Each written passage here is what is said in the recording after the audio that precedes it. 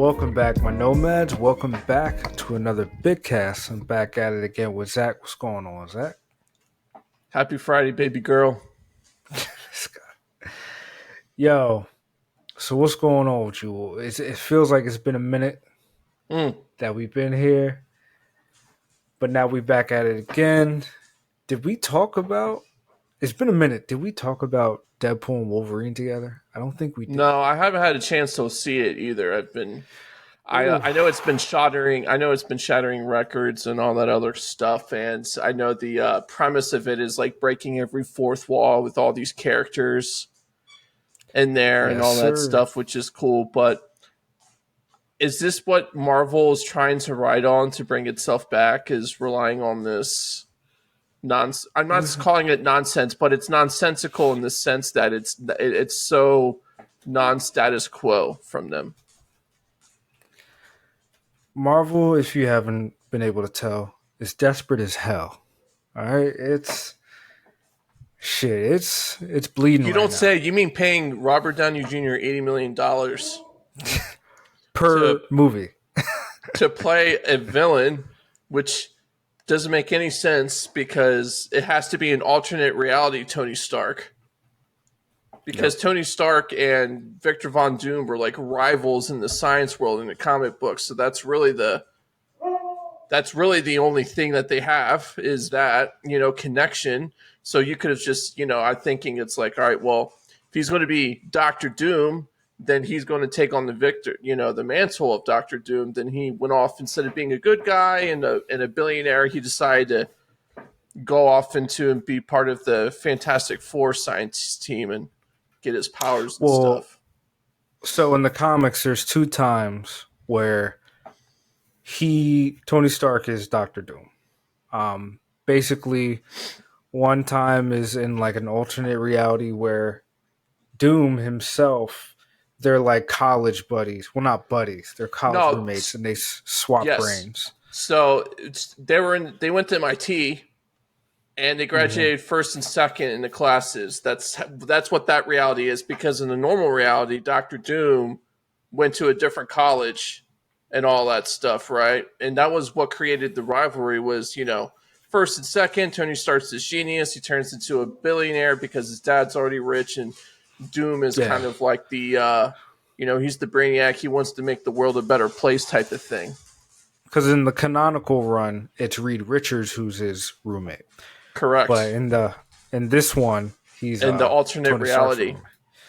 Now there's another one where literally Iron Man himself becomes Doctor Doom, which is cool reality. But here's the thing: you already know this is a Hail Mary because of the Jonathan Majors thing, right? Yeah. Which I think Khan's just done, is what it seems like, right? Yeah. They got rid of Kang, and it's a shame because Kang, my bad. Because the plans for what they had for Kang got leaked, and it was like, damn, that would have been great. You could have gave it to us. Yeah, he's not that bad. What he did wasn't that bad. So that's just no. Me. He had a shit script every time, and he made gold out of it. No, I'm just talking about him getting arrested and all that other stuff. Is what I'm saying. Like, it's not that bad. Like, guys, he was convicted of misdemeanors. People. In the headlines, they just want to say he was convicted. Fourth degree assault, by the way. And in New York, fourth degree assault doesn't mean you can put your hands on someone. Exactly. Just putting that out there, And that's nonsense. But hey, look, Disney wants to do their thing. I'm on a Disney boycott for the foreseeable future. And are you? Because you went to go see Deadpool and Wolverine. Oh, well, yeah. Yeah, I saw that. That was for Ryan Reynolds. Doesn't matter. Once that stuff comes out on streaming, they got your money. You're a sellout. You're no better than them. Hey, I went on Discount Tuesday, so doesn't matter. They didn't get all my money. Doesn't matter. All right, you're just another cog in a machine, and here I am standing fast over here, holding down the West Coast, and you can't even do one simple thing till it comes out and streaming. This guy. I can't take you seriously with those glasses on. I just can't.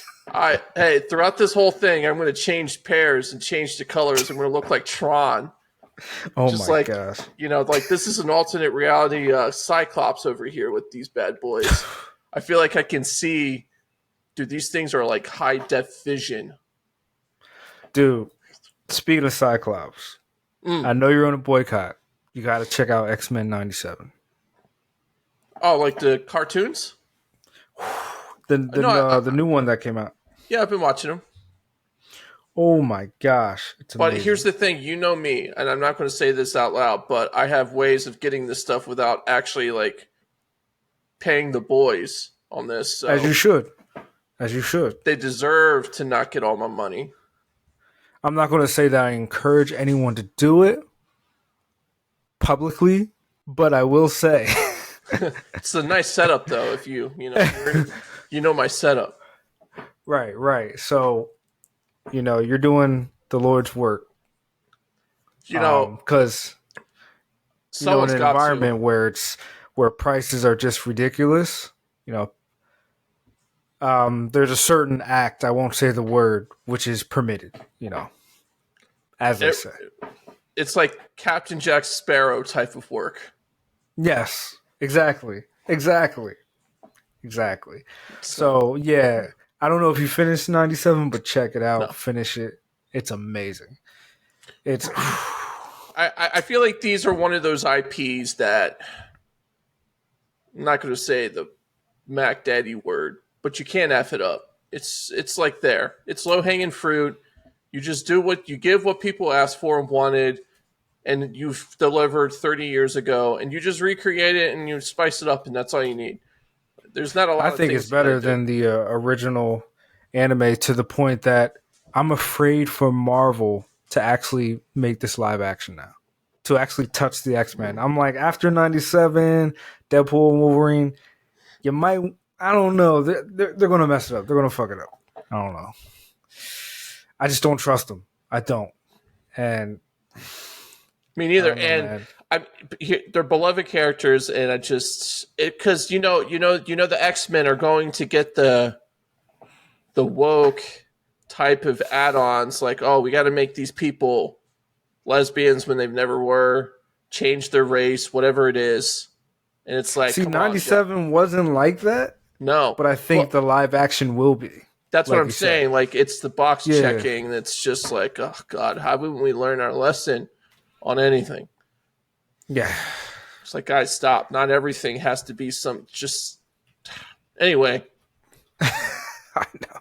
We always go back to Disney every time. We say we won't, but I actually wanted to talk about Star Wars and Disney, but it has nothing to do with TV shows. It actually has something to do a little more nefarious, and that's this Outlaws game that's coming out in the next couple of weeks. The amount of money they spent on marketing alone is probably asinine. Which is funny, because I saw the gameplay preview. It was boring as hell. It's awful. It looks bad. It's like, what are we doing? Just last-gen stuff. It does look last-gen. The concept's cool, but that's just because it's Star Wars universe, and it's like kind of tempting. But here's the thing. You go on X, you go on Instagram, Ubisoft and Disney has implemented thousands of bots to promote the topic of Star Wars Outlaws to make it trending on social media. And you can see their bots because of their usernames and their past, their profile pictures. They got zero, they're following 500 accounts. They got 0 followers, and there's thousands of these things trying to make this stuff trending. And wild that we've gotten to this point that they got to implement something like this where they have to hire like a Russian bot farm to do this. Like, what are your thoughts on this? It's obviously shameful, but it's what they've been doing. Yeah. They did this recently with The Acolyte, right? Yes. They've done this. It doesn't help the 3 rating or 4 rating or whatever the heck it is on IMDb. And have you been seeing what the showrunner Leslie Headland has been saying? No. Like, no. I don't want to. Yo, something's wrong with this chick, bro. And Disney is leaning into her. Well, Lucasfilm is leaning into her. Let's be real. She's leaning into what they want her to say. Because they want that puppet, that person that can be the yes ma'am type of thing, right? Well, I think this is who she is, and that's why they're leaning into her. I think they found the perfect person that they wanted. Lucasfilms. Well, yeah, to ruin Kathleen everything. Kennedy. Yeah, like I feel like they was like, oh, she's exactly who we want. She's so mad at the patriarchy, and she'll blame everything on that. She has no accountability. She has no writing skills. You know what's the only thing you need now to be a filmmaker in Lucasfilms is to be a man hater on your resume. That's it. And gay. Hey, gays in. Gays in. All right. So it's just that's how a it is. Plus. And we're not knocking anybody. This is just no. It's just at a certain point. It's like, come on. If you don't believe us, look at what she's saying about the show. Why she justified that the chick Osho or May, whatever, they're twins or they're the same person. That's the big reveal. They're the same person. Her killing her master, her former master, she's saying was because he was part of the patriarch. Like, yeah. Look, we're not. We don't want to talk about this. It's creating. You're right. Let's talk about the shit show of Outlaws on the amount of money. Like, it's the same thing, and we've talked about this before, where they've hired companies to make it more inclusive, or at least bring characters to make them look a certain way, so people don't feel bad about themselves that they're not hot and skinny. Let's be real. You're right. Yeah, I mean, here's the thing. I'm not going to buy it because you know me, right? I don't mind buying games and playing it. Like, I'm a gamer, right? Star Wars, I'm a sucker for it, but it's not like there isn't the capacity for good Star Wars content. Fallen Order and Jedi Survivor were great. You didn't have all that crazy inclusive crap in there, like that was egregious. It was just a good, well-written story. And they had a fantastic actor being the guy. Why it just looked good, it played good too. That's what I'm saying, and we've gone through this before. The voice actress who's playing the protagonist and Outlaw is smoking hot, and she's good at what she does. And they have this ugly person being the avatar for her voice. They uglified her. Like, what are we doing? Her. And let's be real, it's also a bad mark on Ubisoft. Ubisoft has been phoning it in for like the last decade, and like all their games are basically the same. They're and only doing worried remakes about now. This. They're doing remastered versions of the good Assassin's Creed, like, because the new ones suck. Oh yeah, and like fans were afraid of this when they heard Ubisoft was making it. They're like, oh, it's just going to be another Ubisoft bloated, piece of crap, glitchy game. And guess what? That's exactly what it looks like. It's going to turn into, don't buy it. We got to fight against the system. I'm not buying it. Oh, there's no chance. You know what I started playing again? KOTOR. That's what I started playing. Oh, dude, it's great on the Xbox. I played on Steam with all of the mods and stuff. It's so fun. That's what I'm doing right now because I've never done it with the mods. Oh, it's fun. I'm doing that now. It's so fun. And KOTOR 2 is cool too. I've been playing Saints Row. That crazy ass game. I'm stuck on Ghost of Tsushima and Ghost Recon Breakpoint. I know it's a Ubisoft game. I know, but I love that game. I mean, that just goes to show that from what I hear, it's killing it with viewership. The Olympics is still a staple in this country, and all around the world. It's just, and like, it's just funny. I saw a meme online where somebody was like, me during a regular day, this country ain't shit. And then it's like me during the Olympics, he got the American flag wrapped around him watching the Olympics. It's like stuff like this brings us together, and we need more stuff like this. And I'm wondering if, like, after this Olympics is done, how they have like those winter and summer or whatever Olympics. I'm wondering if we're going to get people watch those more than they usually do, because I feel like the Olympics is bringing people together. Oh, I think we lost Zach here, but yeah, like I think the Olympics is bringing us together, and that's what we need, especially in a time like this with all the elections going on and everything like that. we need some, I don't know what you want to call it, kumbaya, uh, some patriotism, some pride to come together and bring us all together as a nation. And hey, the U.S. is killing it from what I hear. I actually haven't been tuning into the Olympics. I probably should be. I do have Peacock, so I can probably just, watch the events after they're done. I'm definitely going to tune into the basketball. But yeah, man, I think this is a good sign, especially for times like these when we're as divided as we are, to check out the Olympics and, tune in with our family, our friends, rep our countries, our where our families are from. But yeah, My just bad, tune dude. in. You were frozen, and I was like, "What the heck's going on?" I was Yeah, I having was like, some what the no, heck? I was having some internet issues. I've been having it the last couple days, and it just decided to freeze up. So the last thing I heard that I really wanted to talk because I'm curious from your point of view was that the Mhm. app that this got the most viewership ever and all this other stuff. Yes. I think what I was saying when you got off is I think this is a good sign, especially in a time like this where we feel like the country is so divided that the Olympics is just blowing up right now, and it's Mm-hmm. from what I hear, it's killing all the social media. I mean, in a good way, not killing in a bad way, but like Yeah, in a good way. It's all over the place. We're having patriotism, especially at a time like this where everybody's divided during the election and stuff. We need something to bring us all together to give us that patriotism and that pride in it's U.S. temporary. It's temporary, but we still need it, to remind us. I'm wondering after this if people are going to tune in more to like the winter, like the middle Olympics instead of the big ones, just the big ones. Because yeah, I think it's good, man. It's nice to just have a breath for a second because when you meet up with people, you talk with people, you're talking about how the U.S. is just killing every category instead of like, yo, who you voting for? Who you voting for? Oh, did you see that? Like, nah, we're just like, yo, U.S., what's up? Represent, baby. What's up?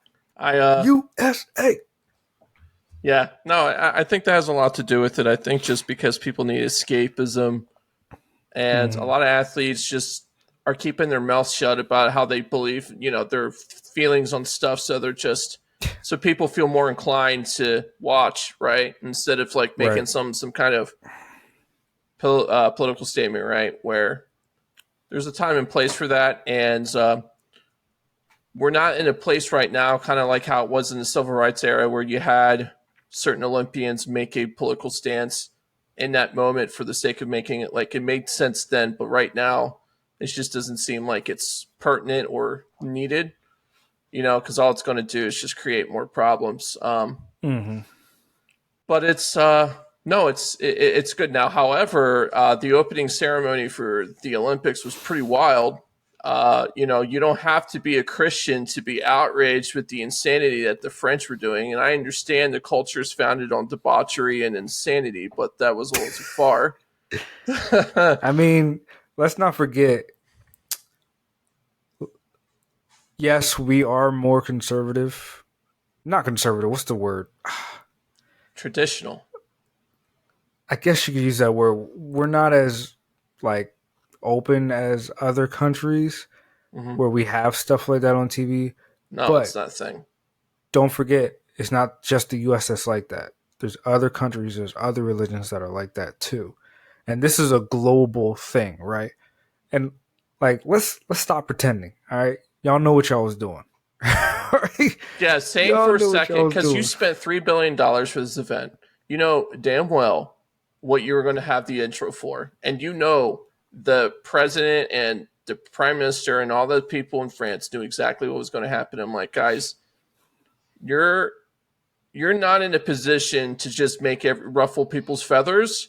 Because I'll tell you something right now, you had some major conflicts that happened because of your inability to defend yourself. Don't be that situation where if something like that happens again and we're like, yeah, well, you know what? Let's not, you know, I guarantee you the Olympics will never be at Paris again. not for a while. It's not going to be at Paris It's again not unless worth it. Paris It's not drops worth some that stats. outrage. No, No, because but I'm it's like, you just, knew what you was doing. Like, there's plenty of other dude. countries and religions, not just everybody's talking about the Christians, but there's plenty of countries and religions that don't like stuff like that on TV. Because even if it we're not talking about the gay stuff, we're talking about literal balls all of it were on screen. Yeah. like, what are we doing, guys? Like, come on, bro. Come on. It's getting to the point where, like, the Alphabet Mafia thinks just because they're the Alphabet Mafia, they can do anything they want. I'm like, nah, there are limits, because straight people can't do what you want to do. And it's just, there's a sense of decency. Like, there should be a universal code of decency. I understand that's like the culture that doesn't really have that. Care about that. Yeah. And I feel like we're kind of reeling backwards in terms of decency, but we're starting to kind of figure things out how to like put it back together. Is like, I think we're beyond the stage of fighting for equal rights between trans and gays and all this other stuff, right? Like, it's beyond that. It's at a level now where it's just, you can just flaunt and act crazy hypersexual in public. Like, that's a no-go zone. There is nothing that guarantees you, just because you identify a certain way, that you can act like this. Like, no decent human being, even if it was the hottest woman on the planet doing that, I would still be like, dude, there's a time and place for that. Doesn't matter. Yeah, I don't care. If you got your titties out, I don't care. Like, stop. Cover that up. It's like you said, there's a universal decency. Like, for example, if, let's say at my house, we walk around the house with our shoes on, but at your house, you take your shoes off at the door. I do. Yeah. If I'm at your house, I'm going to take my shoes off out of common decency. You feel me? When you in somebody else's playground, you play by their rules. You somebody else's house. Like, come on, bro. And first of all, I take my shoes off at the door. If still to this day people are in their houses with their shoes on, that's disgusting. But anyway, because Heather's parents, her grandparents, they wear their shoes all day inside. I'm like, what is wrong with you? You guys aren't living in gravel or concrete. What if you want to take a nap? You're sleeping with your shoes on. Anyway, I digress. But yeah, so y'all know what y'all doing. Y'all wrong for that.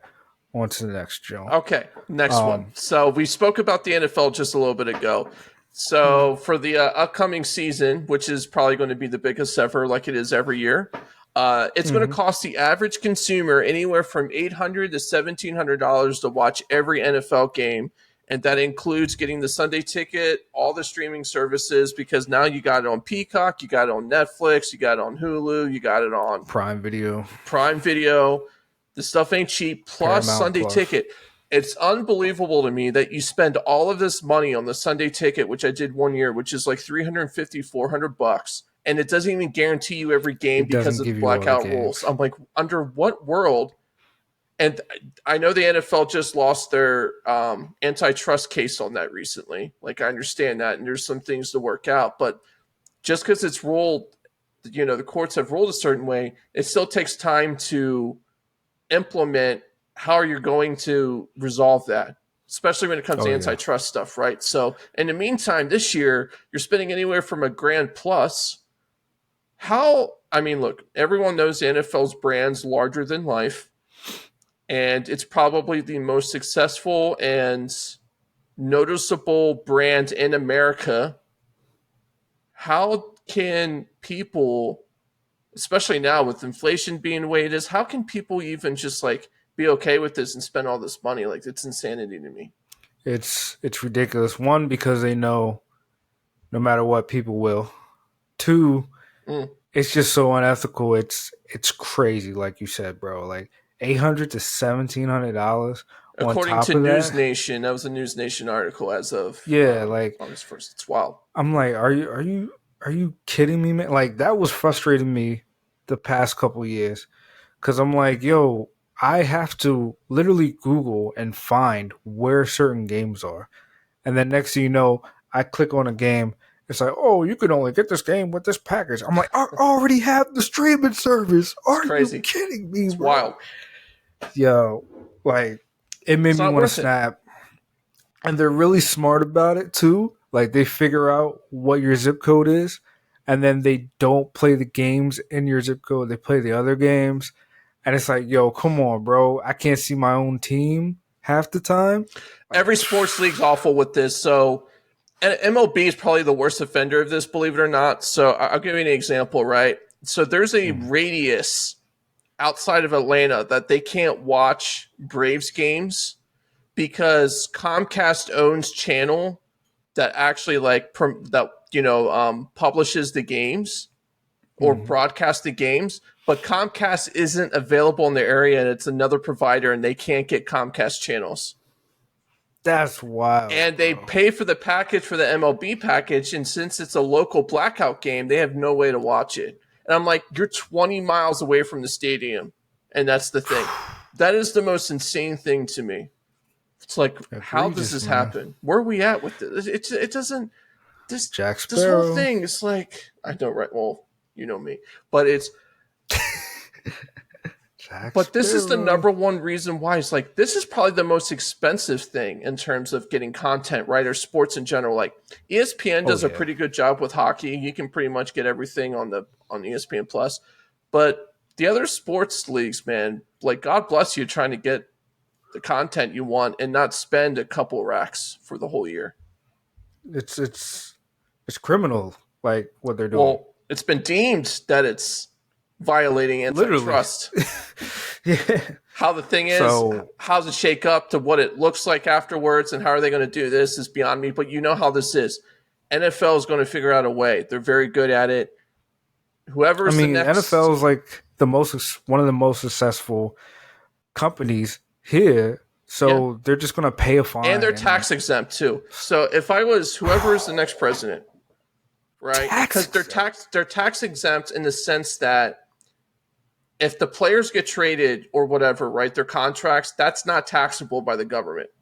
So the league isn't on the hook for that because they're not commodities in that sense, right? Because you look at anything else, everything else is taxed because there's a value to it. Does that make sense?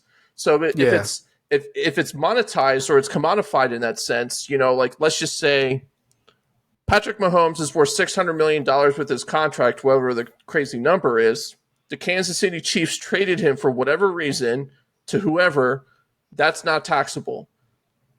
But under any other circumstances, because there's a value attached to Patrick Mahomes, he has that guaranteed money that has to be taxed. But they have an exemption on that. If I'm the next president, whoever it is, and you guys are all about like taxes, like, and if you really want to make a statement, threaten them with this tax exemption. Yeah, man. Hey, you got to do something because fines don't do anything. It's just a slap on the wrist. No, it doesn't do anything. Come on, like, make it back. It's stop. Yeah. They got fined $3 billion, $4 billion, or whatever it was for the antitrust thing. We already know how this is going to work out. They're going to settle. Pennies. They're going to settle for what the fine is with the government, which is an undisclosed amount because they don't have to release that. Government gets their win. They play patty cake with each other. It's like, look, we won, and they don't have to enforce anything. That's wild, bro. Anyway, before I just have, which is why I like what my setup is, because I'm taking it to the man in every sense of the word. So this is kind of fascinating because, it's election season, not going to get anything crazy. However, one of the largest providers for the electronic smart voting machine, Smartmatic, one of the executives was arrested on bribery to Filipino government officials. And somehow today, Virginia mandated paper ballots instead of using electronic voting machines. So that's good on him, I guess, on them. But dude, like, this is wild. I feel like every other day is a newsworthy thing. It's like Trump gets shot. You got Kamala or whatever. Kamala. Going to be the Democratic nominee. We got the Crypt Keeper still in office right now who doesn't know where he's at. Like, how is he still alive? Jeez. I think he's dead and it's a body double, but I'm not getting into that. Actually, no. He is alive because he was around here recently. That doesn't mean anything, dude. Ridiculous, how many world leaders have body doubles? And you don't think the president doesn't have one? Come on. Oh, no, he does have one. But the amount of security that was here the other day, I was like, Saddam geez, Hussein had 70 of them. So yeah. And his son too. So according to ABC News, which they made, I'm shocked they even reported on this. They paid over $1 million in bribes to Filipino officials. So how can people feel comfortable? Not like you're adding, a fuel to the fire, that there's a large group of people that don't trust the election process as it is anyway, because the last time the election's stolen, it's rigged and all that. But how can we have faith in our electoral process if the most basic fundamental things that actually allow you to vote, you don't even feel like that, if it's not rigged electronically, it's rigged because you have these executives that own these companies that are doing it on the back end. There is no trust. It's just plain and simple. There is no trust. And once you take that trust away, someone's God-given right, you can't get it back. Well, God-given right in the United States. Well, yeah. Let's make sure we say that, because I think people take that for granted. Yeah, exactly. So it's like you can't get that trust back. That company is going to have to liquidate itself, change its name, its face to ever try to get back into this game. Because you messed up, man. No one's ever. I think it gets swept under the rug, and it moves on. Personally, with this stuff in this space, you might be right, because I haven't really heard anything about this until you said it.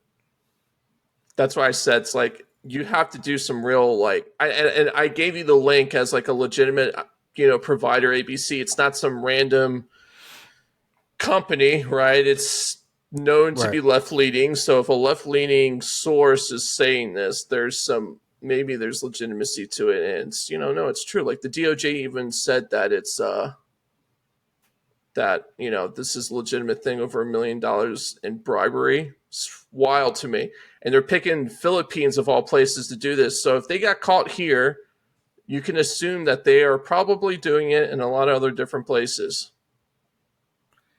I mean, Smartmatic, wow. It's pretty big. It's like Dominion, this is a sizable type of company that handles this type of stuff, right? And I don't know, man.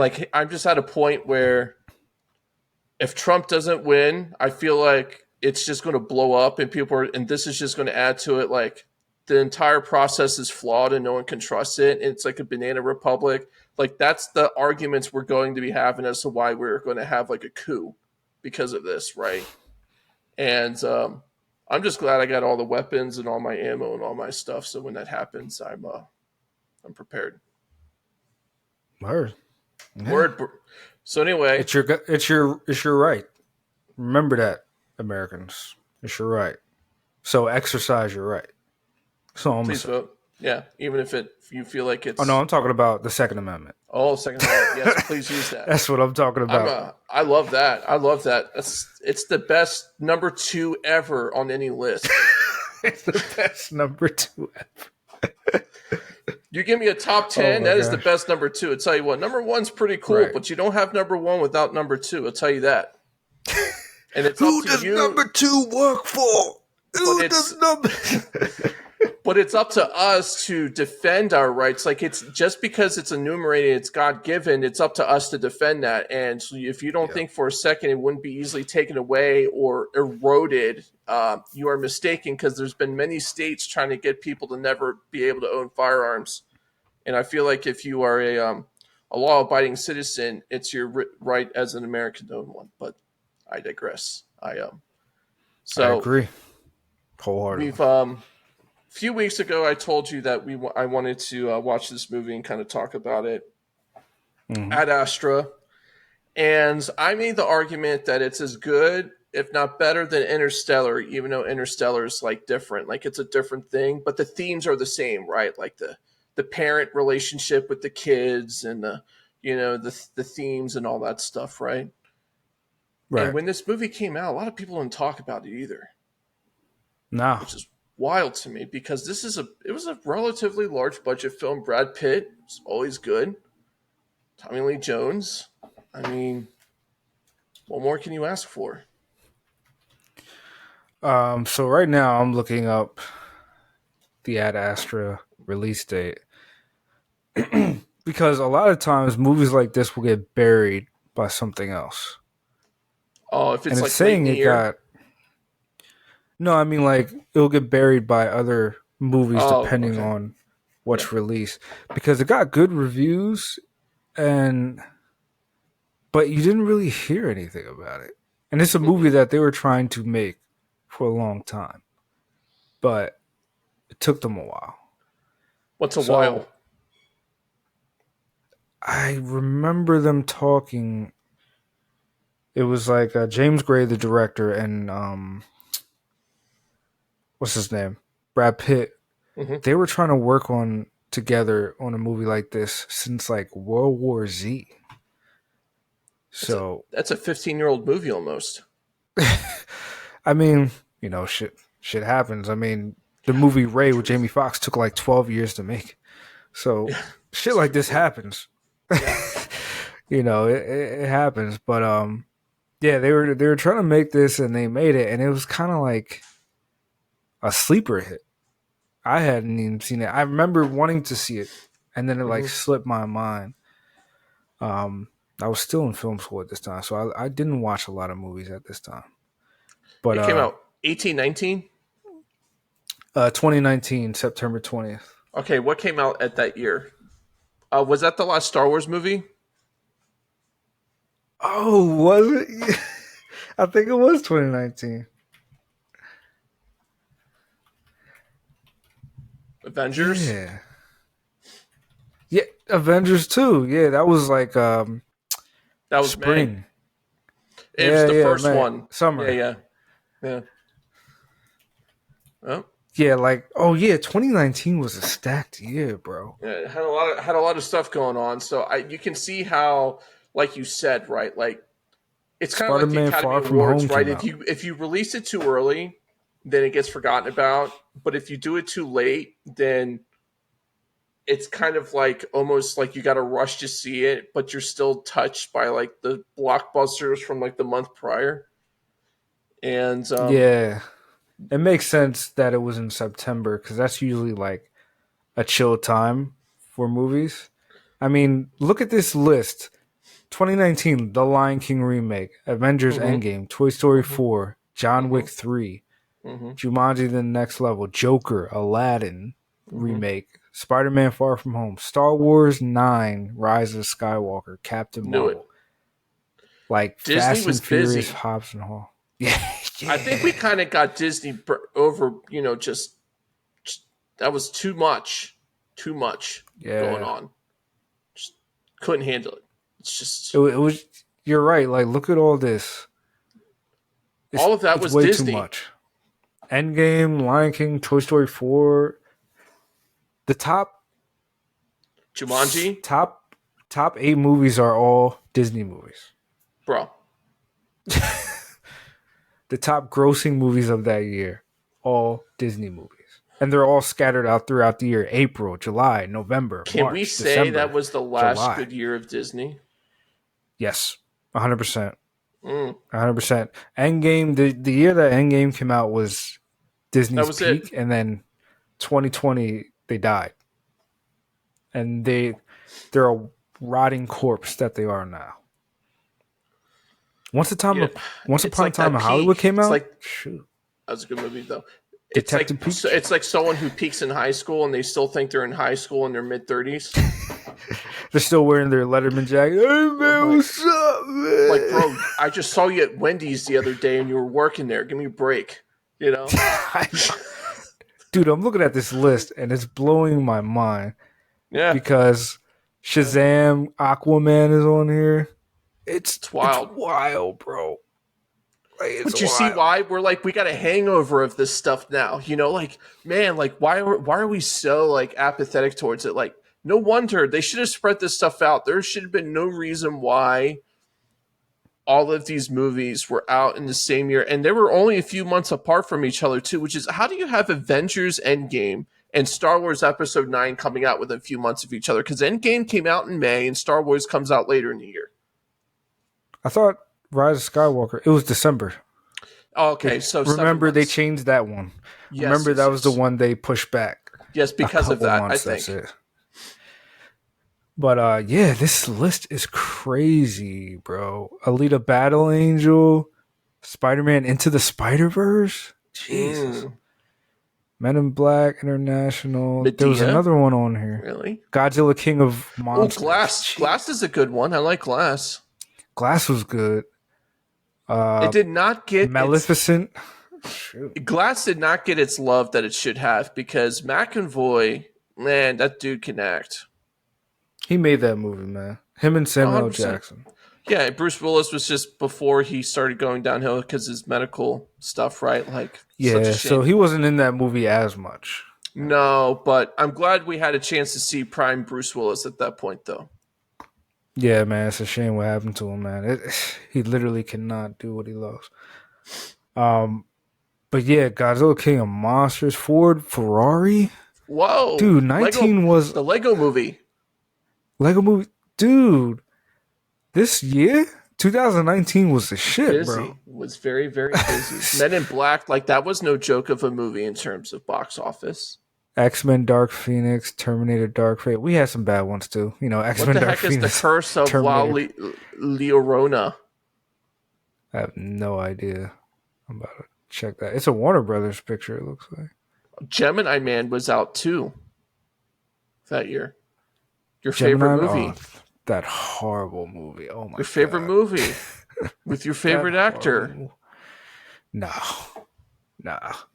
He recently started rapping again. Did you hear that? You should check it out. We talked about that not too long ago. I'm like, what are we doing? I don't want to play it on here because it would kick us out. Queen and Slim came out that year. That was a bad movie. I'm sorry. Dragon Ball Super Brawly. That was actually pretty good. Yeah, that was actually good. That was really good. 21 Bridges. Midsummer. The heck is that? Hey, look, A24 Rhapsody. Bohemian Rhapsody was good. That A24 movie, was that Midsummer? Did you ever see that? No, I did not. Uncut Gems. Man. Uncut Gems was good, too. Adam Sandler showed he can act in that.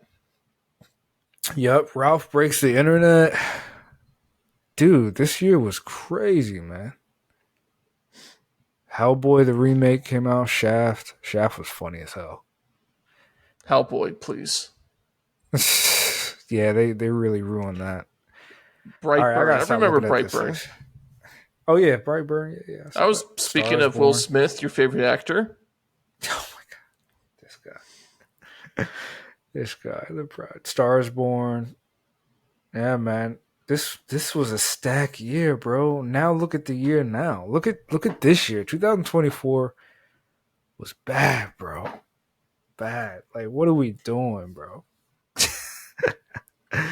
Oh, man. R.I.P. movies, man. So, Ad Astra, what do you think?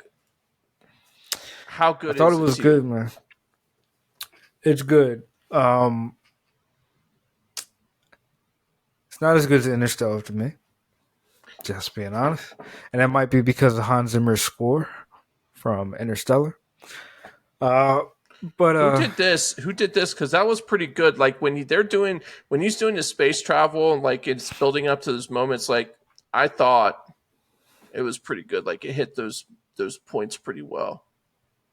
And that was the interesting thing about me is the choices that the director and the sound crew made for what the audience was going to hear and what it wasn't going to hear, considering the fact that it was in space. I thought that was really interesting. The music was done by Max Richter. Okay, I don't know him, but yeah, I'm not too familiar with his work.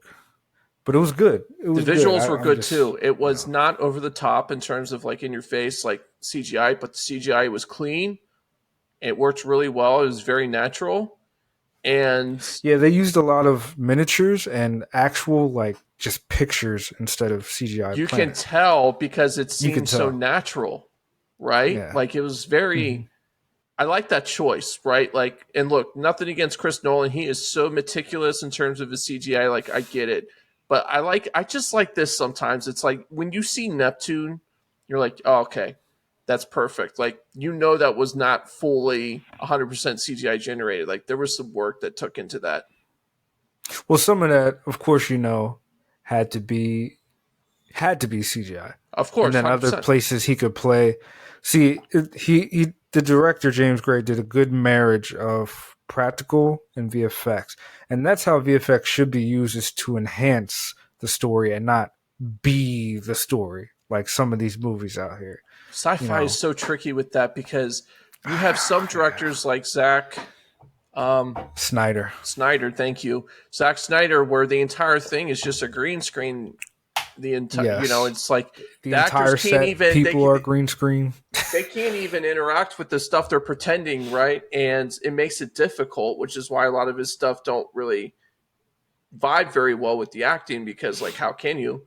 And then you have others who at least try to make it as they're at least filming out in the wilderness somewhere, and they're going to use the CGI and like various other stuff, right? Like you said, to enhance it, and should always be supplementary. Should never be like your entire movie is 99% CGI, because it's just not, unless it's Avatar, because Cameron's a different guy. He can get this because of his themes. You have no business doing that. And some would argue, there's a lot of people who would argue that the Avatar movies are live action / computer animated movies, like Spider-Verse. They call them animated movies instead of live action because it's so heavily. It's just like the Lion King remake. People call it live action, but it's not. Like, Disney touted it as live action, but it's not live action. It's just because they have real animals. It's Avatar's live action because stuff. you have a fair amount of actual human beings in there that are acting. So yeah, and if you're, to your point, if you're going to make your story all CGI, give people time to actually make good CGI. Like Endgame is a good example where so much of that is CGI, but they were given time to do it. Now, Avatar. ever since Endgame, they don't want to give them time to do it. Yeah, Avatar, they give them 25 years to get this stuff done, it seems like. Yeah, it's crazy, bro. But that's good, though, because it pays off. Building engines around it. Because they're whacking. I mean, they're hitting it out of the park with the visuals, dude. Avatar was beautiful. Yeah, it was good.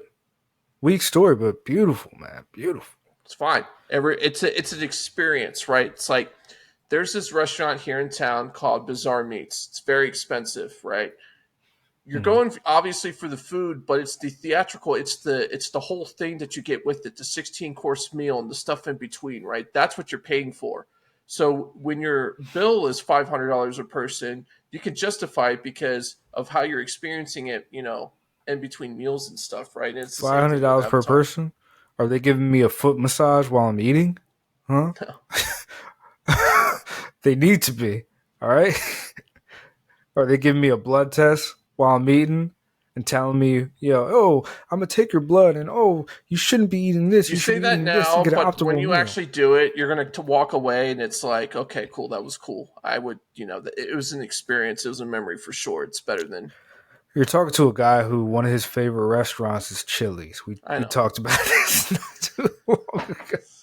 I have very simple taste. But you're willing to drop $50 for a movie ticket, which doesn't make sense to me either. I know.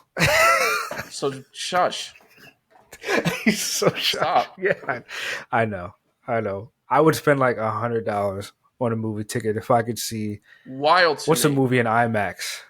If I could see Ad Astra in IMAX, I'd drop like $100. So I just got Ad Astra on 4K because you got me on the physical copy stuff. Now I got like over 100 movies now. There you go. But they're all in 4K, right? Because my TV's badass, as you know. And and with my sound system and all that, dude, like Ad Astra on that TV and that sound, I'll tell you what, it is movie theater quality stuff there. Yeah, I was watching Ad Astra and I'm like, damn, I wish I saw this in theaters. And then I saw that the director had this on IMAX. And I was like, like That's what some of these movie theaters need to do. They say they're going out of business because there's not a good movie season. Well, then just replay movies that were good and sell tickets. I know some theaters are doing that here, like in Delaware, but some theaters are just dying. Do that. Like, hit up a company, be like, hey, we want to put. I just saw Close Encounters of the Third Kind for the first time last weekend at the Everett Theater. Really? Here in Middletown. Loved it. I saw the director's cut. They showed the director's cut. Because I work with a guy who's on the board, and that's his favorite movie. It was for his birthday, and I saw the director's cut, and I'm watching Close Encounters of the Third Kind for the first time, and I'm like, I feel like a kid again. I forgot how much Steven Spielberg and John Williams shaped my childhood. Like, I'm just sitting there, soon as the music plays, soon as the opening scene happens, I'm a kid again. And I'm like, oh, I love Steven Spielberg. You know what's crazy about John this? Williams. It was made on Laserdisc in 1998. Which one? Oh, Close Encounters of the Third Kind. Yeah. Remember when they used to call them laser discs? Wow, man. Different times. I mean, look, dude. I mean, I had a car with an 8-track player. It's useless because I can't find a working 8-track anything. Right. They're all disintegrated at this point. It was short between cassettes and CD players that people were like, what the heck is this thing? The lifespan was like 2 years. Yeah. So it's like, what am I going to do with this? First off, like, I understand some people keep the sound systems in their cars because, you want to keep it vintage. But I'm like, it's not usable. I can't use this. There is zero chance. It's a piece of junk. Yeah, it's like, I don't even have an 8-track adapter. Like, they don't even make stuff like that for me to put it with my phone. Why would you make something like that? It's like, dude, just take the radio out and put a modern one in.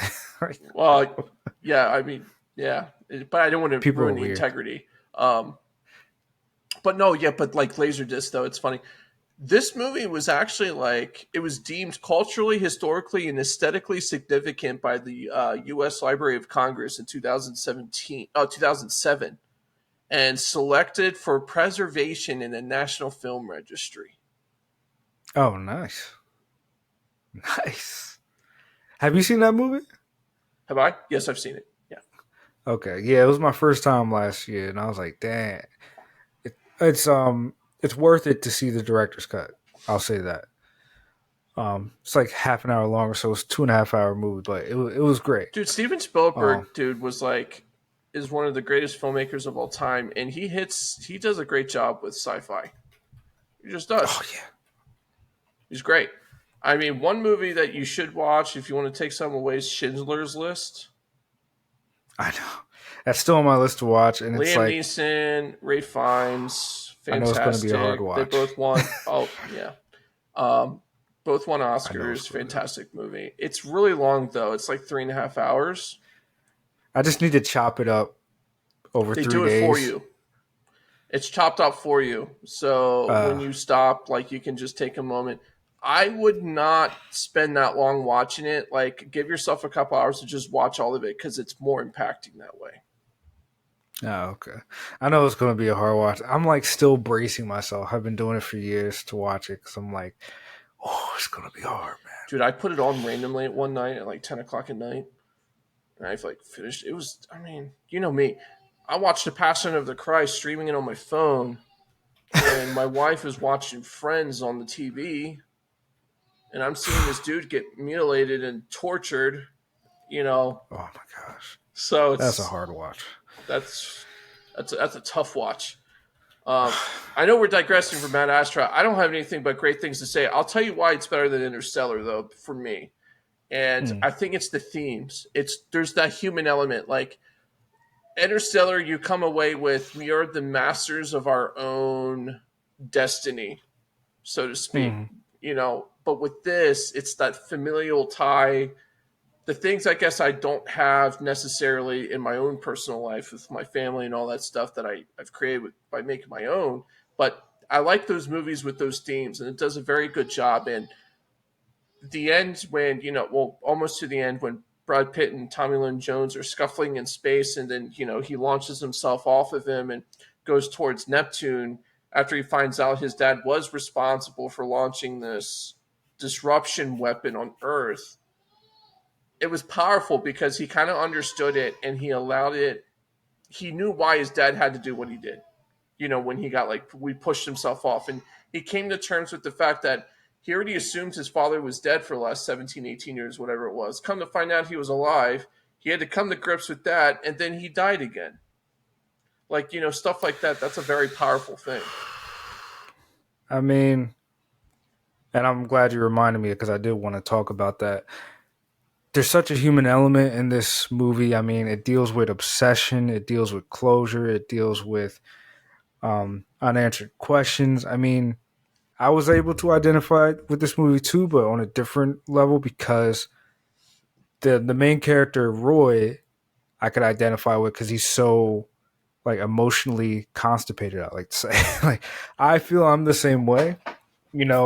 I've opened up more because I had a daughter, and that'll open you up. But I'm so disconnected emotionally to things, and I could just feel what he's saying. And I feel like the inner monologue really helped, of him talking. It was able to connect with him, even though he's not connecting with anybody else. And to think that wasn't originally included in the script, they added that later. And I'm like, it's so good that they added that because you could connect even better. Otherwise, you would have been like, and in the beginning, when when the generals were talking to him, he was like, "Any kids?" He was like, "No, it's not fair for them to be wrapped up in my own bullshit, so to speak." But that's him too. Even though he's emotionally disconnected from everything, he's still trying to do the honorable thing. Anytime, he's touched from what his dad did to him, right? Because it's like a rinse and repeat, right? His dad went off to the missions when he was younger, and he had to live with that, and he just, and that's why he joined the military and joined the space program and did all those things, right? He got married, got divorced, all that stuff, and it's like, well, he's exactly what his dad. He followed in the same footsteps as his dad, almost to a T, and that's the funny part, right? Because any person sees that they don't want to be anything like their parents, especially in the negative. Yet it's almost like inevitable. Yeah, it is. It's a it's like it's you're manifesting it yourself. What is that called? When you work so hard to not do something, it ends up happening anyway. Some would say it's a Greek tragedy, just like those Greek plays. No, there's a term for it. Hold on, let me Google it because it's going to drive me nuts. Yeah, I can't. What is it called when you avoid to do something and it happens anyway? Inevitability, I guess. But no, none of the cognitive dissonance. No. What? I don't know. No. I don't know what. All right. Anyway, self-fulfilling prophecy. Thank you. Hold on. I got this. You don't have to text me. No, it's not irony. All right. Anyway, so what I'm saying is that it's self-fulfilling prophecy. You fulfill something when you try very hard not to have it happen, and it happens anyway, right? And I feel like we kind of go in this path with our parents. Like, you kind of see this, like, in terms of marriage, like parenthood, whatever it is. And he does the same thing. And, like, I attach to that so much, and I like that, right? And Interstellar didn't have that because his family dynamics were different. Because you could kind of see, like, he leaves his kids to go off to this mission, and his kids are resentful of him almost, right? And you see that in the messages. The problem is, he sees that when they're already almost dead or they're old, right? Like, the impacts, you only see that from his point of view. You don't see it from theirs. And this, you see from both points of view, and I like that, right? Because his dad is kind of built up to be this villain, and then you're like, oh, well, maybe he's not, I mean, like, the one line that resonates with me throughout this whole movie is his dad is like, look, I knew what I was doing. I knew I would widow your mom. I knew I would make you an orphan, and I still did it. I didn't care. And then he just looks at his dad. He's like, I still love you, Dad. Like, let's Damn. go. I'm like, and he killed all those but he people. meant it. Yeah, I know he did. It's crazy, right? Like he this whole time he never really and he carried broke how many resentment. laws to get to that point? He had to hijack a spaceship and take it over. And that's the thing that I want to say about his character. Roy, he did everything like his dad, but he isn't his dad. Throughout the whole movie, like you'd said, he said, But he I comes didn't back a have hero kids. when he like lands, like he's like Yeah. paraded He's as a accepted. hero. Yeah, he's like, Because he said he didn't have kids because he didn't want to bring them into that kind of life. He also, even though he throws the body of the guy who was escorting him because he died, at the end of the whole firefight, he's like, look, I'm sorry. You can pick up his body at this marker point. And even after he accidentally kills the whole crew of the ship. He's still remorseful at the end. He's like, look, I had the best intentions. I didn't mean but he doesn't get in for this to trouble for happen. any of that because his ultimate objective was to stop his dad, and he did. Yeah, he did it. And the director said he fought the studio in the end, and he had to compromise for the end. So I guess he wanted Roy to die or something like that, or for him to come back not a hero, more like a tragic ending. Nah, I didn't. I don't like that all the time. I understand there's a time and place for that, but there needs to be. Sometimes you need to have a movie with a nice ending, with a nice bow on it. You don't need to have this tragedy all the time. It's like, look, like his life sucks anyway. Give this guy a win, you know? I agree. There's something about like directors when they're not a big name and they want to make a name for themselves, they They kind of just do want to the go the most tragic awful route. ending ever. It's like, what are we But doing? I feel like that line keeps going in my head. Like, I still love you, Dad. I feel like if he died at the end, he wouldn't have got closure. We wouldn't have got closure as No. an audience. It would have cheapened the movie. So I think the studio was right in this particular part, where it's like, yo, he has to have closure. We have to have closure because the whole movie is about acceptance. That's the word I'm thinking of. The theme of this movie is acceptance. Like Yes. he accepted who his dad was and why he did it, but he still felt some kind of way about it. You could see it seeping through him. So when he finally meets up with his dad and sees him in person, and he could still honestly say, I still love you, Dad, even though you fucked me and you fucked everybody around me. Mm-hmm. I still love you and I still want you to survive. Mm-hmm. He's accepting who his dad is. And in that moment when they're tussling, like you said, he just looks at him and he's like, son, let me go.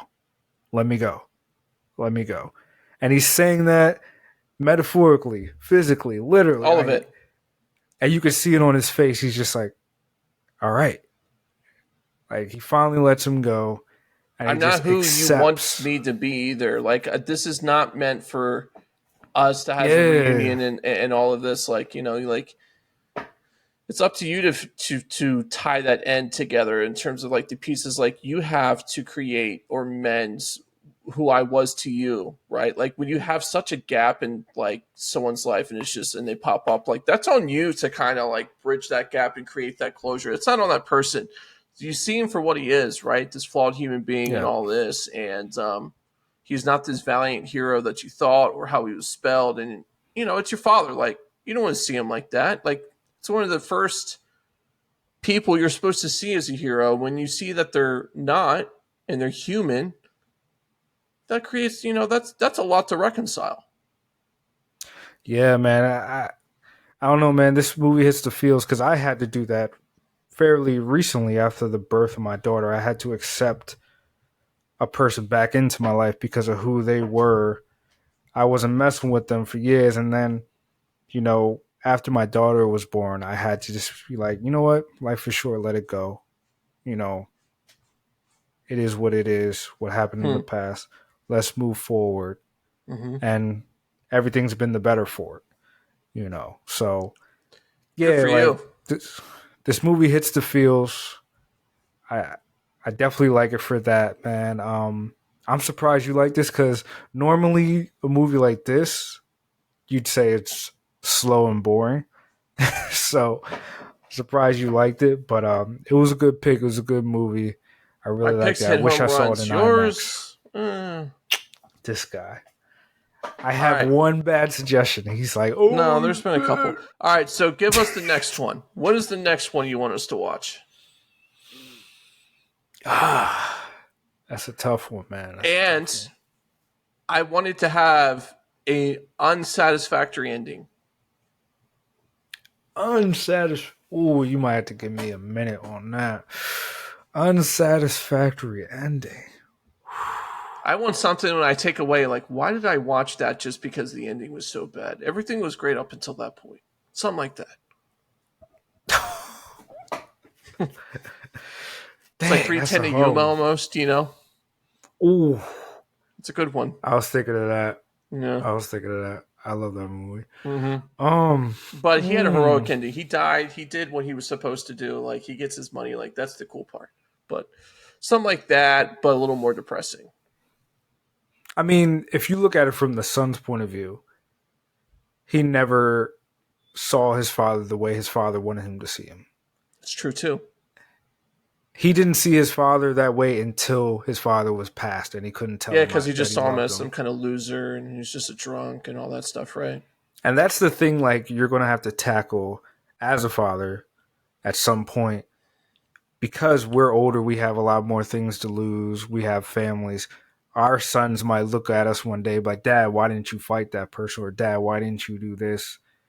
And you're going to have to look at them and say, look, you don't understand now, but there's a lot to lose. And I don't want you and your mother to grow up without me, you know. Yeah. No, it makes sense. You know, so when you're younger, you're like, oh yeah, I'm going to knock this dude out, you know. But when you're older, you're like, bro, I got a house, got a wife, got a kid. It's not worth it. Just go to walk away. So, yeah, that's what hits me about 310 to Yuma. It's just his son's reaction, and he runs over to him. He's like, Dad, you did it. You did it, Dad. You got him to the train station. I'm like, Dad. Like, now I'm just thinking about it. I'm like, man, I'm getting the feels right now, bro, thinking about that movie. But, yeah, I'm gonna think about that. Mm-hmm. Give you a good one.